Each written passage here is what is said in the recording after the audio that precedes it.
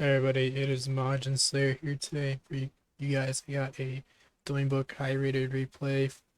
It's going to be featuring Kira underscore 99 going up against Sonic DX 2004.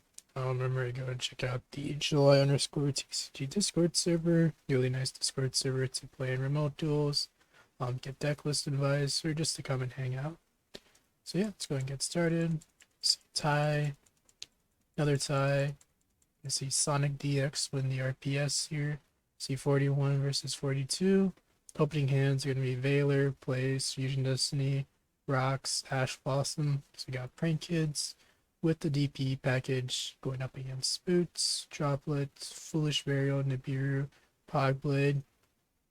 So opens up two going second cards for the Fam Night player, and they also open up two going second cards as well. So both players are prepared to go second in this matchup. So I'm going to start off with Foolish Burial. Go ahead and dump the Water Girl. Okay, no, not the sign up the Water Girl. Um, that makes sense. I mean, I'm guessing they didn't want to go ahead and dump Water Girl to play around hand traps somewhere.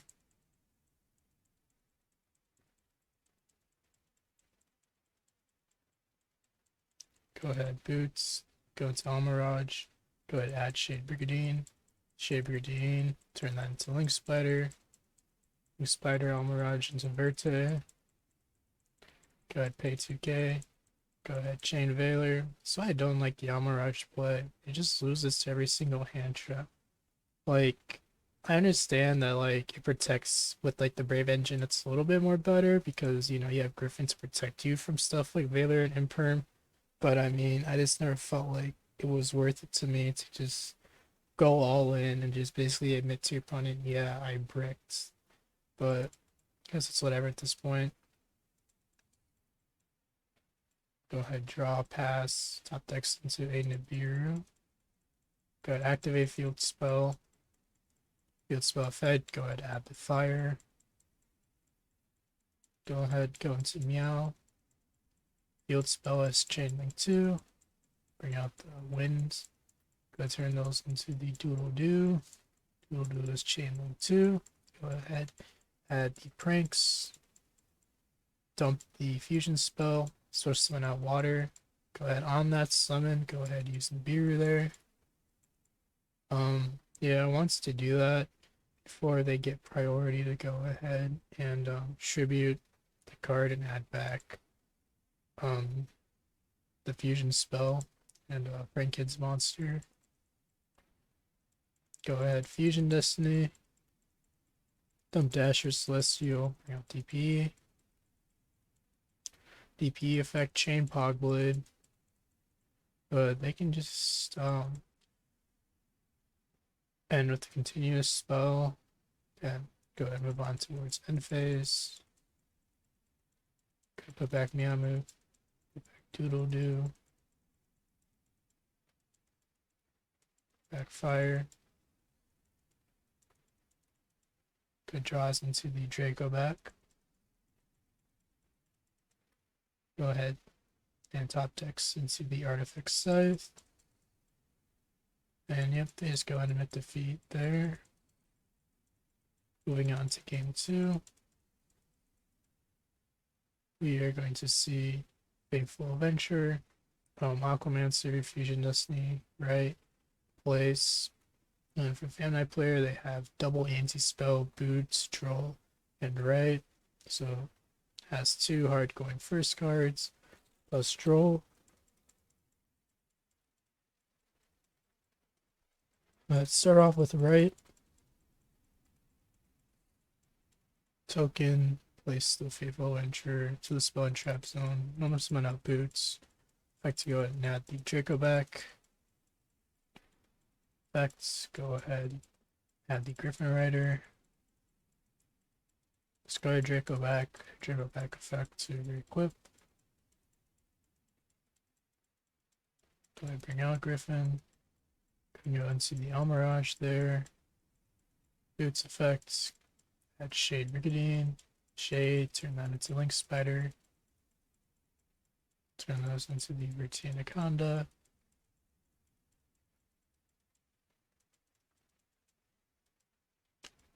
Go dump the bricks, bring out DP, set double anti-spell, end phase, DP, pop itself in Verte.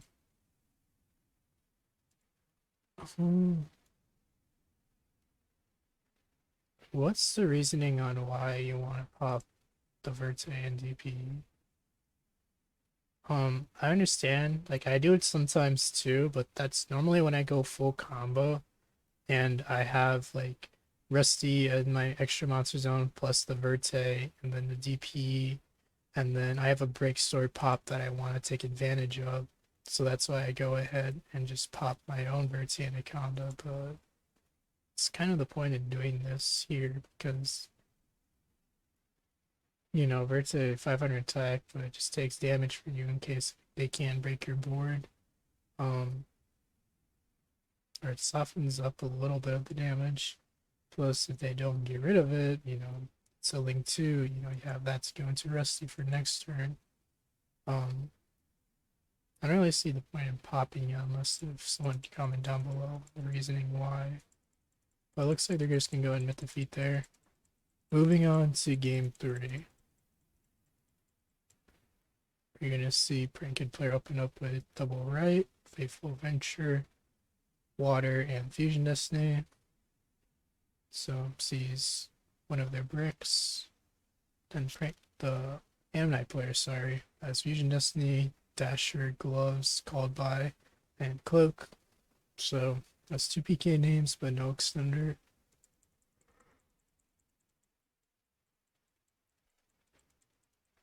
Go Faithful.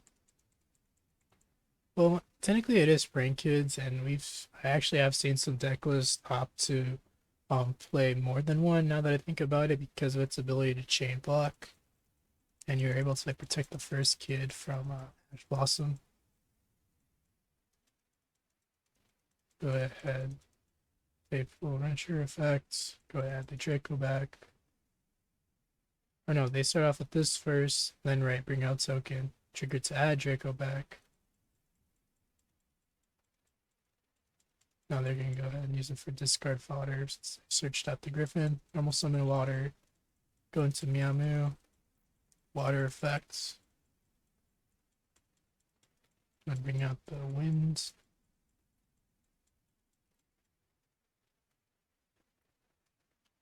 Oh, I see. So they're doing, the reason why they did that is to play around Ghost Ogre on the Fateful Adventure. Yeah, okay, that makes sense. To Doodle, go to add pranks, dump the fusion spell, tribute itself, go ahead, add the fusion, add the winds, go to pranks, discard wind, summon out token, go into another Doodle, go to fire effect, burn, summon out Roxy's, go into the Bow Wow Bark, Roxy's effects. They're not taking the 500 damage. Roxy's, get rid of right, draw into fire. Go ahead, bring out the winds. Fusion Destiny. Go ahead, bring out the DP. End phase, pranks effects. Put back Doodle Doo, put back Roxy's, put back Fansies. So prioritizing the double Raigeki here for the Battle Butler. Go ahead, top decks into a late Ghost Ogre. Go ahead, Bow Wow, tribute itself for cost. Go ahead, chain Call By on the Bow Wow Bark. Go ahead, normal summon out Gloves. Trying to see if he's going to go ahead, DP, pop it on summon. Go ahead, Gloves, turn that into the El Mirage. Go ahead, activate Fusion Destiny. Fusion Destiny, chain Ogre to trade with the Griffin. Go ahead, dump the bricks, bring out his own DP. Go ahead, attack the Fansies. Looks like still an end of main phase 1. Wants to go ahead and try to fuse away the wind and the fire.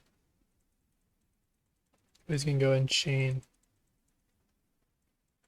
DP. Hamarach protects.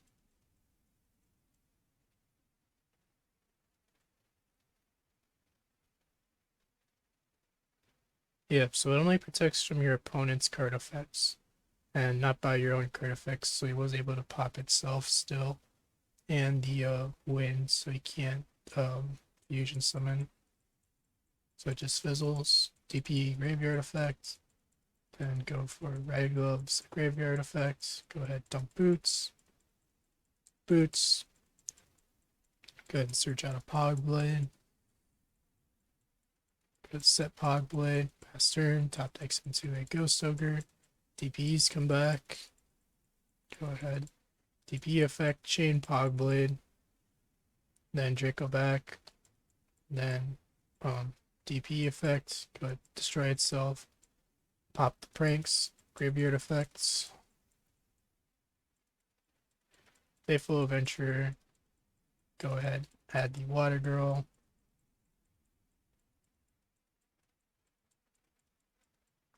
Discard the Water Girl. Water Girl effects. Go ahead, add the right. Normal summon out fire. Final phase, go ahead and poke.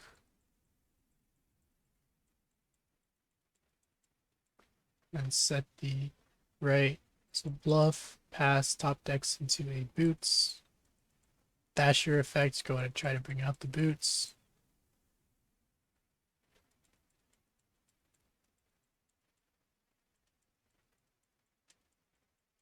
Yeah, they already popped their own enforcer. Yeah, so they're just talking about like the in case your own DP doesn't end up blowing itself up during the next end phase, it's supposed to get blown up by Fusion Destiny. Asher, bring out boots. Standby phase, bring out DP. Normal summon out Ancient Cloak. Then Celestial effect, go and draw.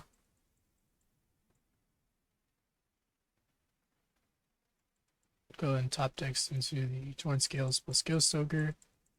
Go ahead, link into the Cherubini effect. Go ahead, dump the Water Girl effects. Go ahead, add the raid.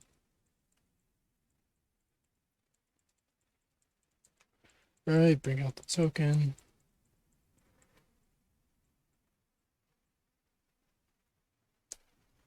Put the Faithful Venture in a spawn trap zone. Go ahead, effects. And go and chain Ogre to that. Ancient Cloak effects. Go ahead, add the Shade Brigandine. Go ahead, turn the Shade Brigandine, Cherubini into the Rusty Bardiche.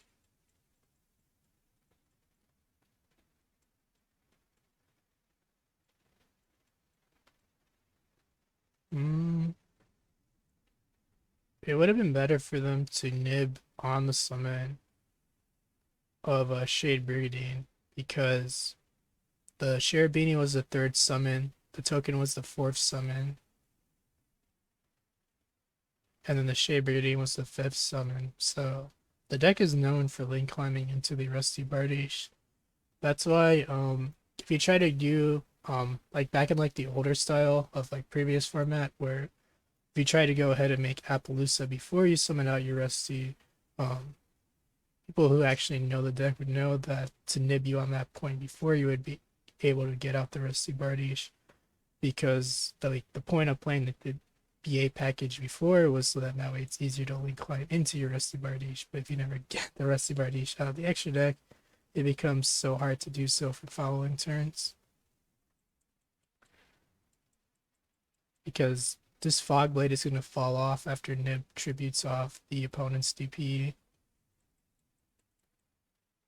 Go ahead, DP effect and has Chain Link 2 to the Nibiru to pop the right and the DP.